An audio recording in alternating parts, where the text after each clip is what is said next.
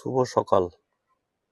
The gardening blueprint চ্যানেলের পক্ষ থেকে সমস্ত বাগানি বন্ধুদের জানাই স্বাগত।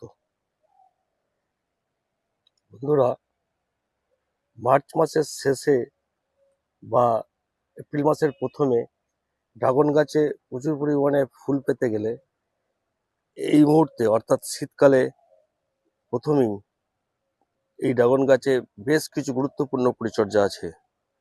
আমরা যদি সেই পরিচর্যাগুলো ঠিকভাবে করতে পারি তাহলে আমরা এপ্রিল মাসের প্রথমেই প্রচুর পরিমাণে ফুল পাবো।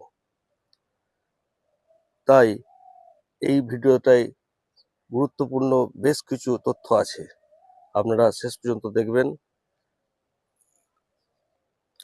আমি সিরাজুল, আর আপনারা দেখছেন বাগান বিষয়ক চ্যানেল দ্য গার্ডেনিং ব্লুপ্রিন্ট। প্রথমেই বলবো বন্ধুরা, এই সময় গাছের গোড়াতে যাদের পুরানো গাছ তাদেরকে মাটিগুলোকে একটু খুঁড়ে ফেলে দিয়ে অবশ্যই জৈব সার প্রয়োগ করতে হবে।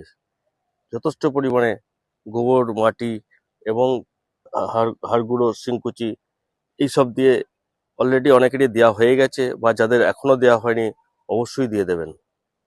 আর এরপর গাছের ডালগুলোকে যারা এখনো ছাঁটাই করেননি, এখনো কেটে ফেলে দেননি, যেগুলো অবাঞ্ছিত ডাল, বেশি ডাল, সেইগুলোকে, পুরানো ডাল যেগুলোতে ফল হয়ে গেছে সেগুলোকে অবশ্যই কেটে ফেলে দিতে হবে। আর গাছের নিচে থেকে, অর্থাৎ এই যে দেখুন, এই গাছের গোড়া থেকে মাচা পর্যন্ত যতগুলো ডাল বের হবে সেগুলোকে ভেঙে ফেলে দিতে হবে। যেমন দেখুন, এইখানে এই ডালগুলো যা বেরোচ্ছে আমি এগুলোকে ভেঙে ফেলে দিচ্ছি। এগুলোকে একটাও রাখা চলবে না। আমরা কোনগুলোকে রাখবো? যেগুলো ওপর থেকে যেগুলো বেরোবে, যেমন দেখুন এই ডালগুলো বেরোচ্ছে, এই ডালগুলোকে আমরা রাখবো। এক একটা ডাল থেকে 3টে থেকে 4টে পর্যন্ত আমরা ডাল রাখতে পারি। সেই ডালগুলো একদম নিচেতে চলে আসবে, খুব সুন্দরভাবে ফুল দেবে। কোনো ডালের ডগা থেকে যদি কোনো কুশি বের হয় সেই কুশিগুলোকেও কেটে দিতে হবে, সেগুলো রাখা চলবে না। যেমন দেখুন, মাচার কাছ থেকে যেমন এই যে দুটো কুশি বেরোচ্ছে, এই কুশিগুলোকে রাখবো, এইগুলো নেমে আসবে।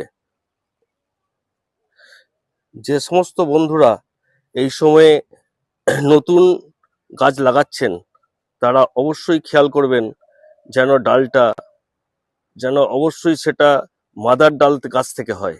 মাদার গাছের ডাল থেকে যদি চারাটা হয়